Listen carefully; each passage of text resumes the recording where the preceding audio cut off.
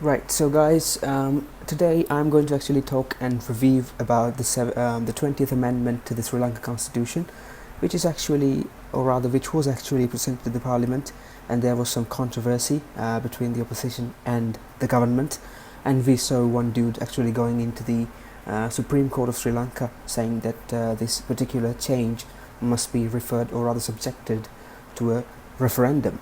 Now, amidst so much controversies and debates and caucuses, I thought it was actually very much necessary to give a review and an analysis about this particular 20th Amendment. Well, I'm not going to actually talk about the whole thing, but I'm going to actually take, or rather refer to one particular segment of this particular new constitution that actually created the most of the controversy about democracy. Now, basically, if any of the debate happened between proposition and the opposition with regards to this particular new constitution, it was basically about democracy, existence of democracy, and taking away democracy.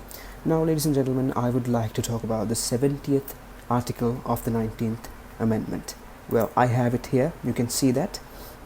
Now, this particular amendment, or rather the article of the 19th Amendment, is actually very famous among the public of Sri Lanka, especially during the times of 2018 October, when the President Maithripala Sirisena actually gazetted a dissolving of the Parliament. It was referred to the Supreme Court, and the Supreme Court, with a clear majority, a unanimous majority, ruled out, saying that the President must withdraw his decision to dissolve the Parliament, because he was not allowed constitutionally to do that. Now, because of that, the current President, who is actually willing to do his things under a 20th Amendment, has actually taken away that particular hurdle that was put on the President, and has made it clear that he has the power to dissolve the Parliament whenever he wants to do. Now, this has actually created a lot of problems among people. Lots of opinions are there, 50-50. There are lots of opinions for this and against this. So basically, I thought it was actually good to talk about this particular change. So basically, I would like to go into the draft of the 20th Amendment, which I have here, and talk about how 70th Amendment, rather the 70th article, will be changed according to the 20th Amendment draft. Now, it says that, or rather, first up, before going into that, I would like to clear you out what is the basic understanding of the 70th article of the 19th Amendment. It basically talks that if the President wants to dissolve the Parliament, the Parliament must be 4.5 years old, or rather, if the parliamentarians wants it to be dissolved, 2/3 majority will do it. Now, basically, this has been changed in a few ways. I did actually highlight them, how they are actually changed. Now, first up, it says delete the word prorogue, right? Delete the word prorogue, and let me show you where it belongs, right? 71 says the President may by proclamation, right, summon, prorogue, and dissolve Parliament. Now, I'm not going to talk about this right now, but I'll come to this later on, because this is a very important phrase, right? A very underrated change that no one actually talked about, this particular word prorogue. Rather, I would like to talk about the main case, which is the second particular amendment, which has happened to the 70th article. It says delete the words until the expiration of a period of not less than 4 years and 6 months from the date appointed for its first meeting. Now, ladies and gentlemen, please be aware. Now, when it comes to a particular constitutional change, ladies and gentlemen, there are two sectors. The first one being the technical sector, the second one being the practical sector. If we talk about this particular amendment in a very technical way, ladies and gentlemen, I would agree with the fact that this is a basic piece of mud thrown at democracy, because we know Parliament is the basic, or rather the most supreme symbol when it comes to democracy of people. Parliament consists of 225 people's representatives. It is the place known to be the representation of people's ideology. So basically, we are not Rome anymore, where people can actually do anything that they want, but through a very democratic procedure known as the general election, their ideology can be represented at the governing stage. Now, that is called the Parliament. Now, when this Parliament's existence is actually taken into control of one single man, it can obviously be seen as a dictatorship. Thus, a hurdle against democracy. Now, that is the technical side. Now, we need to talk about the practical side of this. Now, the practical side of this is that we know that the parliament tenureship remains at least 4.5 years. Now, we need to question ourselves. Let us not go back so long. Let's just take the 2015 parliament, which was appointed by the 2015 August general election. Did that parliament stayed according to the ideology that you approved of when you actually voted, or rather walked into the polling station? Now, you had a particular ideology within your mind, and you actually compared that ideology to the manifestos of different candidates, and you actually selected the one who goes most closest to your political ideology, and you approved him of that. Now, question yourself, did that particular parliamentarian remain still with that particular manifesto throughout the 4.5 years? No. Now, if we take the 2015 parliament, there are different things that we can point out that actually did happen. First up, parliamentarians changed sides. Right at the start, ladies and gentlemen, a lot of people who were appointed to the opposition moved into the government to do national, I'm not quite familiar with the word, but few ministries, which are not cabinet ministries, but few ministries that they got, they moved into the proposition. Now, if you ask the people who voted them out, are you okay with this particular move? Most of the people definitely in a practical level would say we are not okay, because we voted them to hold a voice against any sort of fault that may happen from the end of the government. But since now they are part of the government, our expectation is betrayed. Now, ladies and gentlemen, how many of such instances did happen in the past parliament? The second thing, fights. We saw fights during 2018, physical fights, ladies and gentlemen. We saw chairs being thrown at, chili powder being thrown at. We saw knives being brought into the particular parliament. Now, ladies and gentlemen, I'll ask a question. How many people did approve such controversies, such brutal, barbaric, fights? How many people did actually approve of such things? No one, ladies and gentlemen. So, if the parliamentarians act in such a way, can you say that your vision is any more represented at the parliament level, which is the supreme democratic level? No, ladies and gentlemen. So the question is democracy still existing if those things happens? The third thing, ladies and gentlemen, the most important thing that I say,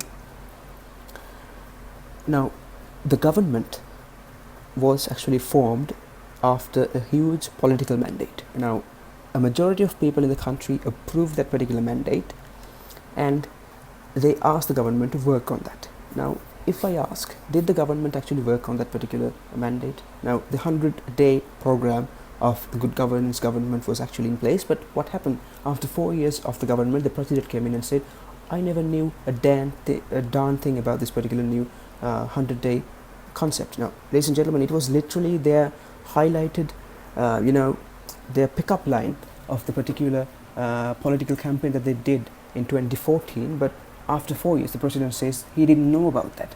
So, ladies and gentlemen, when these things happens, we can say that the 2015 parliament, not only the 2015 parliament, but also almost all the parliaments of the past actually did not stay to their political mandate. Thus, they changed it according to their personal agendas, and that's why people say that the parliament is a corrupted place. Now, that is the practical level, ladies and gentlemen. Now, if that is the case, I may ask, is the democracy that few members of the opposition right now brag about exist when those things happen?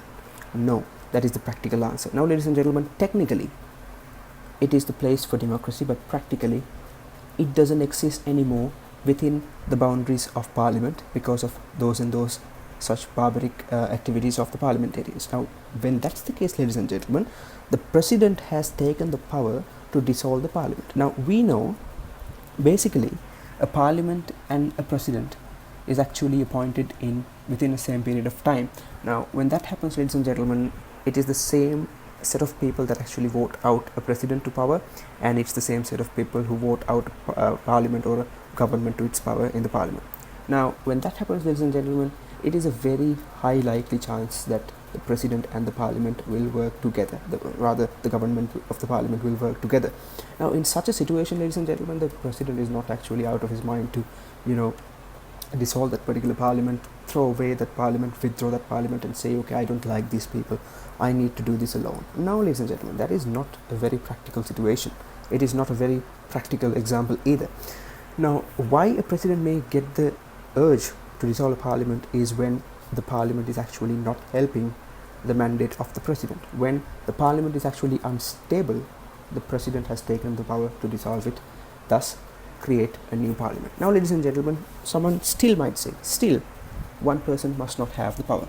Now, I would like to actually refer to this particular fifth subclause of the 70th article of the 19th Amendment, which says that a proclamation dissolving Parliament shall fix a date or dates for the election of members of Parliament and shall summon the new Parliament to meet on a date not later than 3 months after the date of proclamation. Now, this is a very important and a democratic subclause of the 70th article. Now, ladies and gentlemen, if we look at this particular amendment, the 20th Amendment, it doesn't say that they will get rid of this particular fifth subclause. Now, what this says is that once when the Parliament is dissolved, that a new Parliament must be summoned not later than 3 months.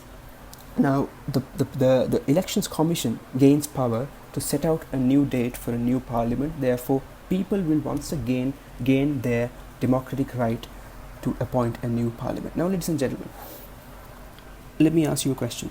Now, basically, if you do not have, or rather, if you have to wait until 10 years or 15 years to actually use your democratic right once again, that will be an absolute dictatorship. But ladies and gentlemen, when the dictator, the so-called dictator, dissolves the parliament, and then right after 3 months you get your democratic power, is there any sort of dictatorship that you actually talk about, or rather the so-called dictatorship, does it exist? No, ladies and gentlemen. Why? Because you're once again gaining your democratic right to vote out a new parliament.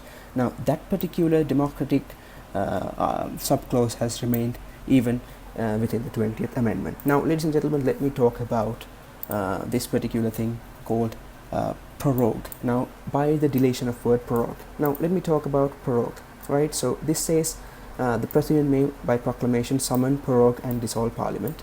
Right, and his conditions are set down here.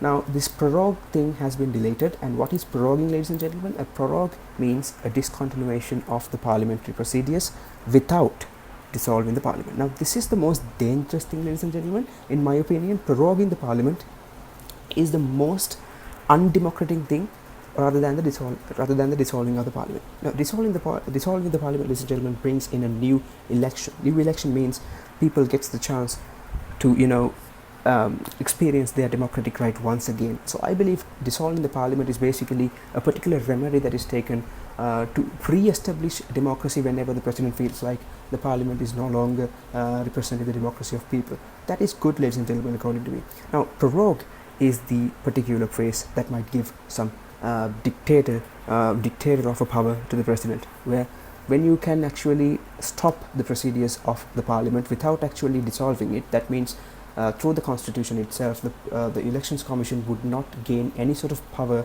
to actually bring in a new date for a new particular parliament. Why? Because the parliament is still existing, but the parliamentarians cannot get in because the president has actually stopped proceedings. Now, this particular privilege of the president has been taken out, ladies and gentlemen. Let me ask you why. Because if, or rather had this stayed in the 20th Amendment, that means it is some great power given to Gotabaya Rajapaksa. If he wants to actually do a dictatorship in Sri Lanka, he might not dissolve the parliament, because if he dissolves the parliament through the constitution itself, he has to go into another general election, which means another parliament.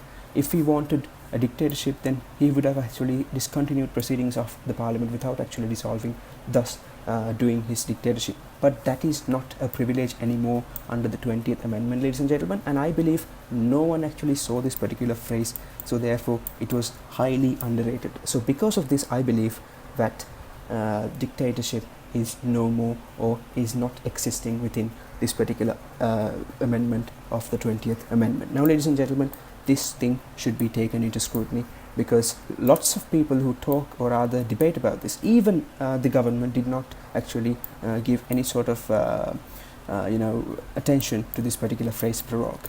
proroguing means discontinuation. The president cannot discontinue. The only thing that he can do is basically dissolve the parliament. What happens next? Democratic right once again comes into people. Now, let me talk about the others as well.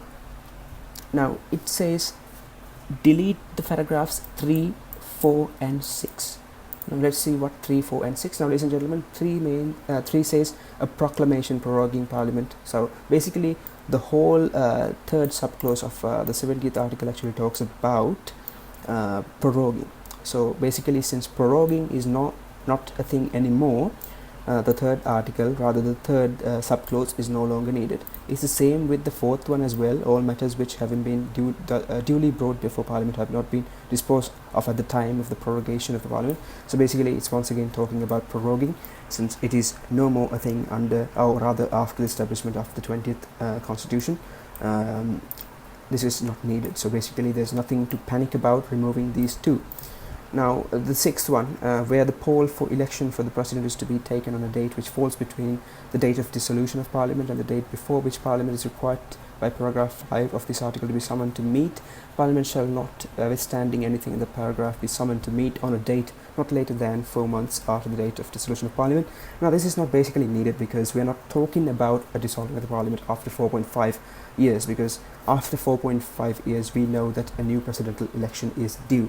But when that particular parliament is dissolved within 1 year, so basically we are not going into a new presidential election. So that's why we had to take, or rather the government obviously had to take away this sixth one. So basically the deletion of these 3 sub-articles or paragraphs is not a big deal. It is done because of the first 2, prorogue and this. So basically, ladies and gentlemen, I believe through this particular analysis, it is not a bigger piece of mud to democracy because of these and these and these things. So basically, don't panic if the president dissolves the parliament. You will get your democratic right before 3 months after the particular gazette to dissolve that particular parliament. And also, ladies and gentlemen, you need to know that there are few parliamentarians who talks about this referendum thing, ladies and gentlemen. Now, we know that one lawyer actually went into the Supreme Court to say that we need a referendum to know if the people approve of this particular constitution. Now, I would like to ask a question. Well, it's okay. It's good to go into a referendum. Now, referendums are a good thing, especially when we talk about Brexit and all that. Referendums do exist, and the government do actually take the decision of the people. It is a good democratic procedure to do some things. But a general election just happened, ladies and gentlemen. Not so long ago, just 2 months ago, a general election happened. And in that general election, ladies and gentlemen, the 2/3 of the voters actually approved a political agenda, a political ideology, and most importantly, a political manifesto.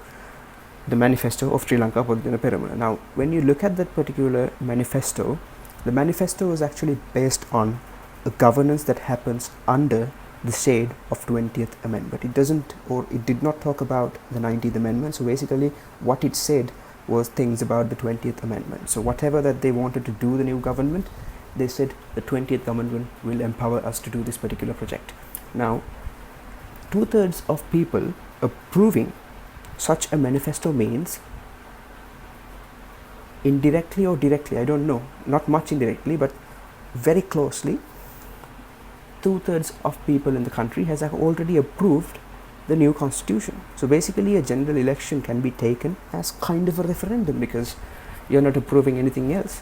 Every candidate who ran for Sri Lanka Podujana Peramuna supported the 20th Amendment. That is a fact.